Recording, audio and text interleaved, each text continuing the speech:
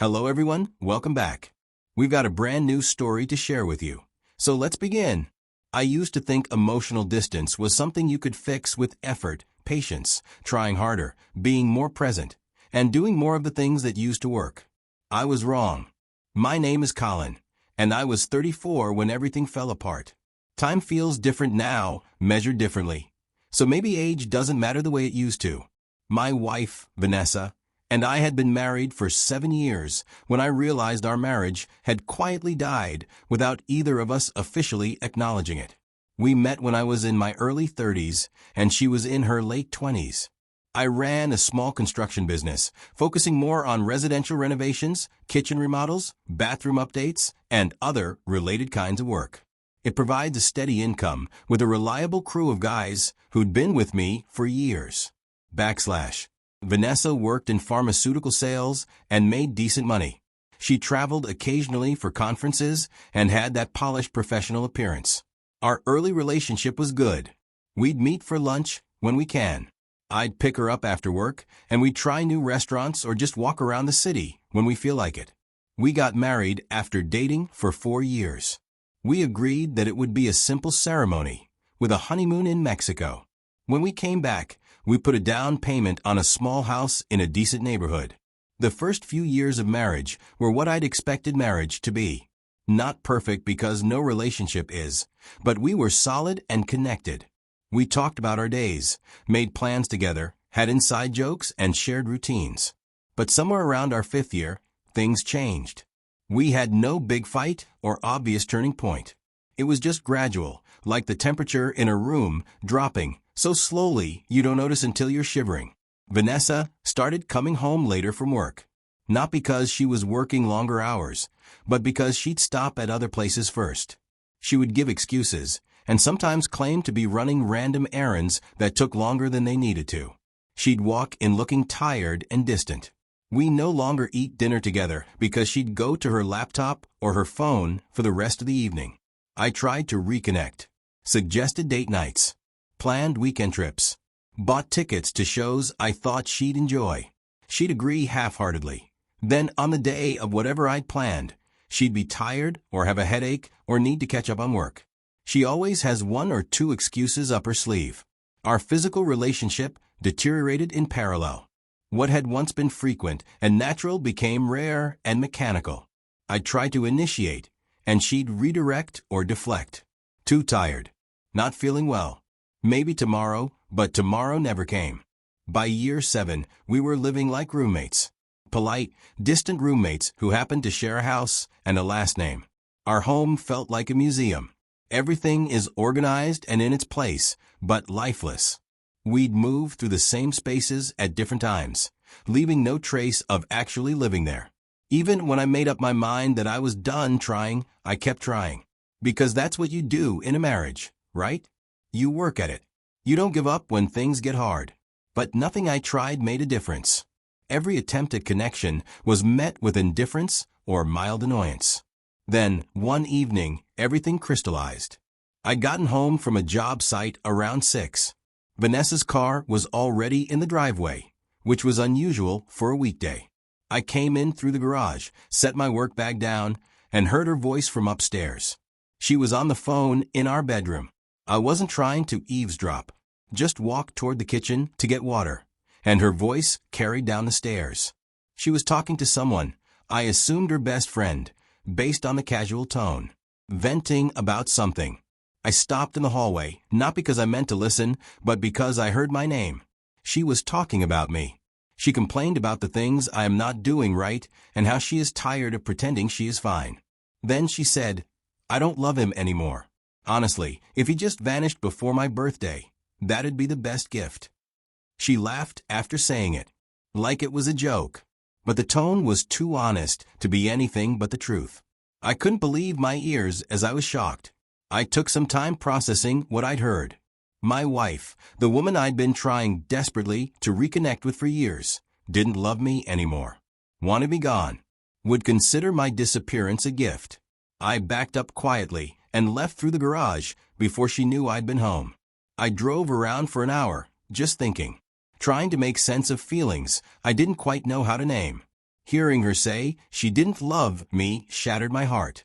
Maybe she hadn't for a while, which meant all my efforts to save our marriage had been futile because you can't make someone love you. Can't convince them to want you around.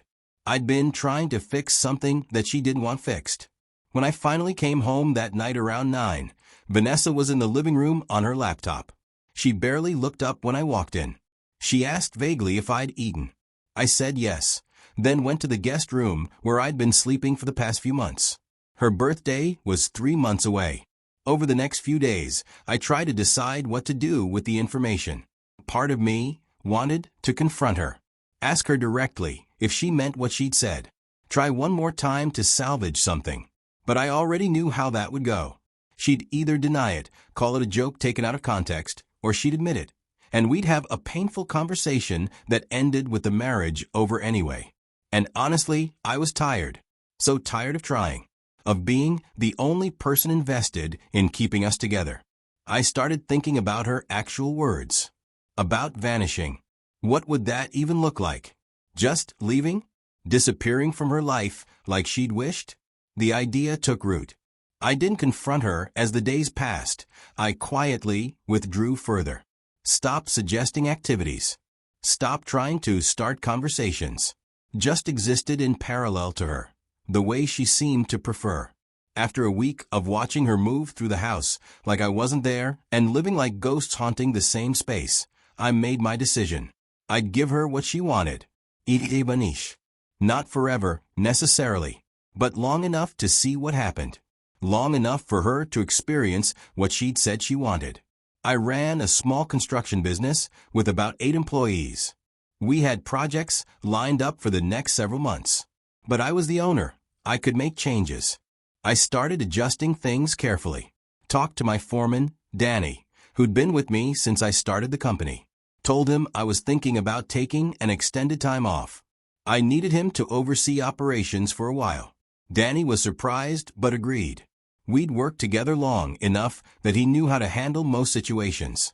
I started ending contracts that needed my presence, but extended beyond 3 months.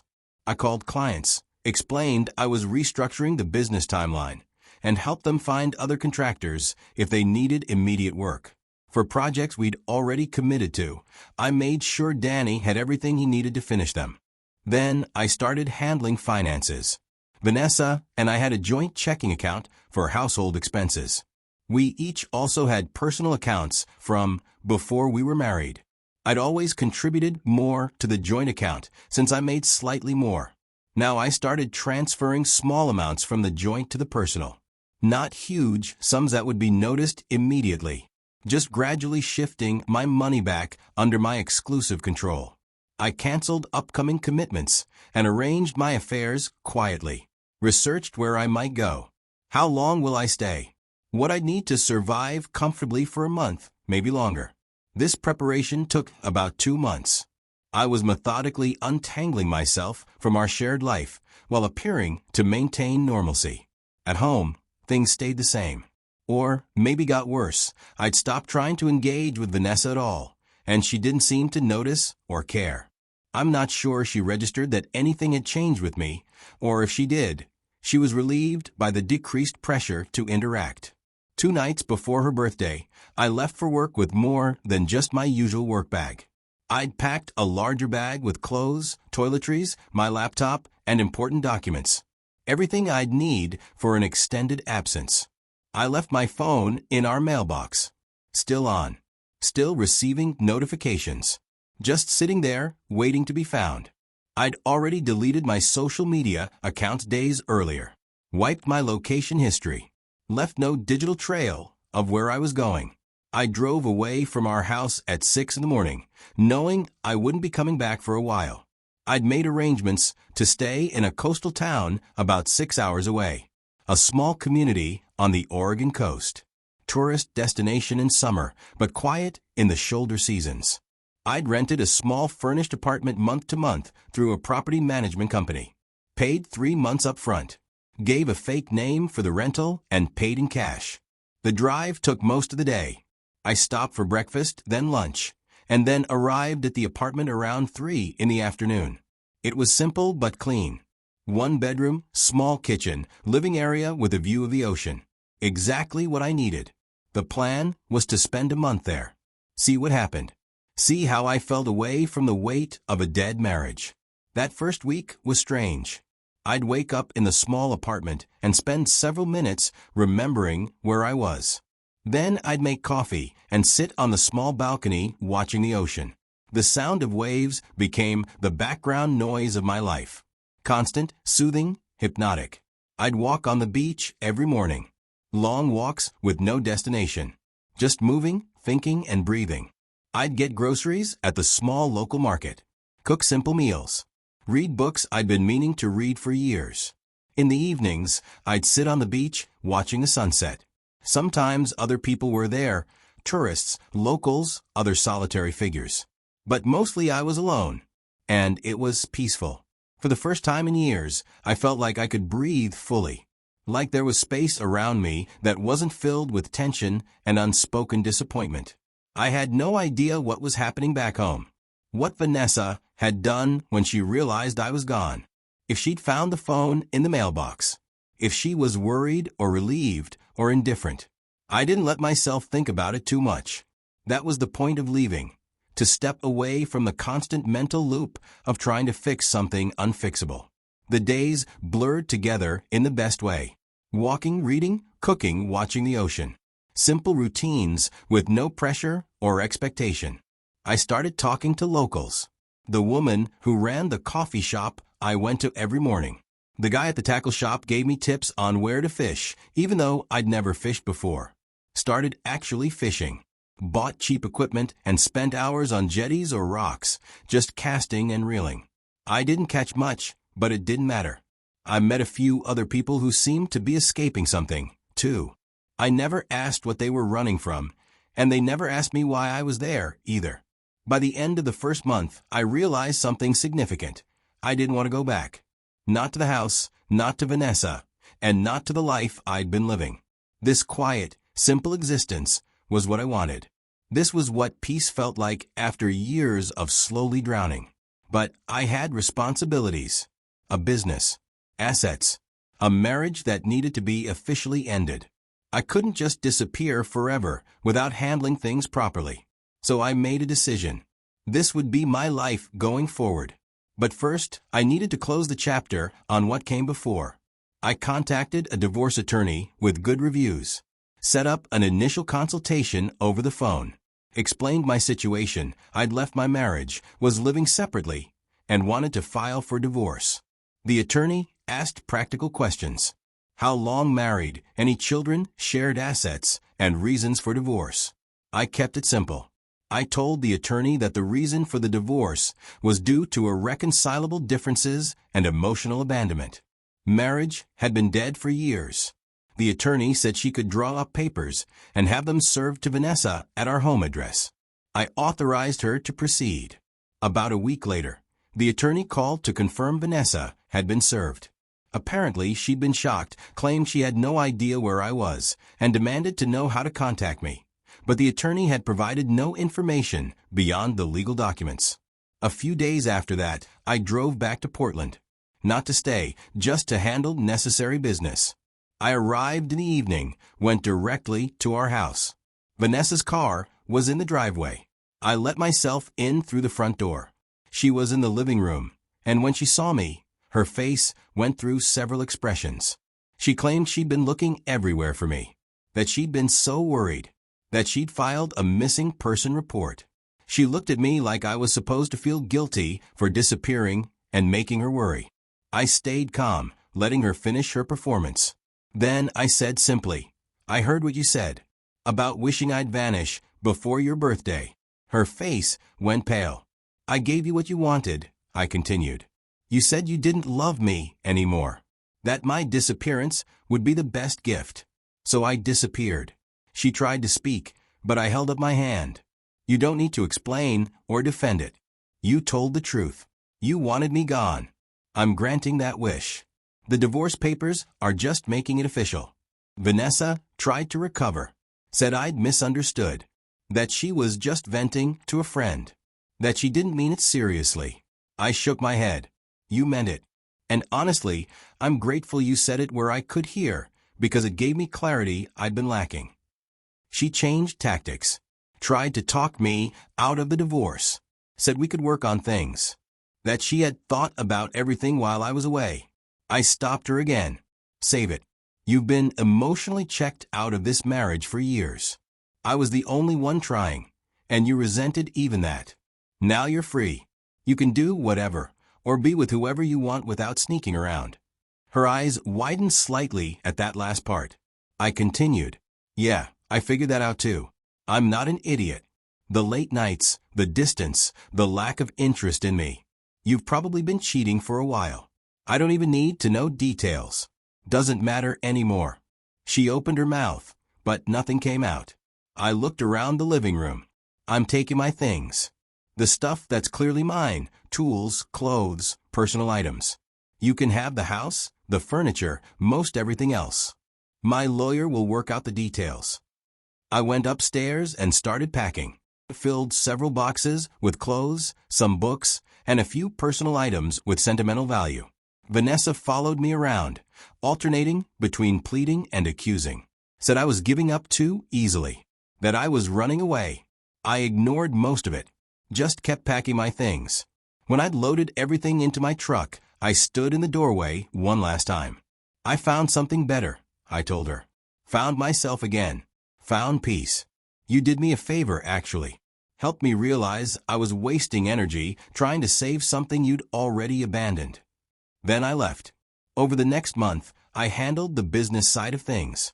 Met with Danny, told him I was selling the company. Gave him the first right of refusal, since he'd been there from the beginning. We negotiated a fair price. He brought in a partner to help with financing. A couple of months after, the sale was complete. I had enough money to live comfortably for years if I were careful. Enough to start over completely in Cannon Beach. I let the attorney handle all divorce negotiations. Told her I was willing to be generous with asset division. I didn't want to drag things out, fighting over furniture and bank accounts. Vanessa's attorney tried to claim she deserved more, claimed emotional distress for my disappearance, said I'd abandoned marital responsibilities. My attorney shut that down quickly. I'd left because the marriage was over. Had evidence of Vanessa's emotional abandonment over the years. Was being more than fair in the proposed settlement. The divorce was finalized 7 months after I'd overheard that phone conversation. 6 months after I'd vanished. We split most assets 50-50. She kept the house. I kept the proceeds from selling my business. We each walked away clean, legally untangled. I never saw Vanessa again after that night I came back for my things. Now I live in Cannon Beach full-time. Rented for a few months, then bought a small house a block from the ocean. I don't run a business anymore. Don't have employees or deadlines or the constant pressure to keep things moving. Instead, I work occasionally doing handyman jobs for locals. Cash work, no contracts, just helping people fix things that need fixing. On my free days, I spend my mornings walking on the beach. My afternoons are spent reading or fishing, or just existing without purpose. My life is simple in a way it never was before. Quiet, calm. I date sometimes. Nothing serious yet. But I'm open to the possibility of finding someone who actually wants to be with me rather than someone who tolerates my presence while wishing I'd disappear. I think about Vanessa occasionally. Wonder if she ever understood why I left. If she felt relief when I was gone, like she'd wanted. If she found whatever she was looking for. But those thoughts are fleeting. She's not part of my life anymore. The door closed completely the day our divorce was finalized. People might judge my decision to just leave without warning. To disappear like I did. But I gave years of effort to a marriage where I was the only one trying. Years of being made to feel like my presence was a burden rather than a gift. When I heard her say she wished I'd vanish, something broke free in me. Permission to stop trying. Permission to want something better for myself. Disappearing wasn't running away. It was reclaiming parts of myself I'd lost while trying to be enough for someone who decided I'd never be enough. It was choosing my own peace over her comfort. And I'd make that choice again without hesitation. The ocean outside my window is gray and restless this morning. Storm coming in. I'll walk on the beach anyway, feel the wind and spray, remind myself that I'm alive and free and no longer trying to earn love from someone who didn't have it to give. Sometimes disappearing isn't about running away. It's about walking towards something better. And I finally found it.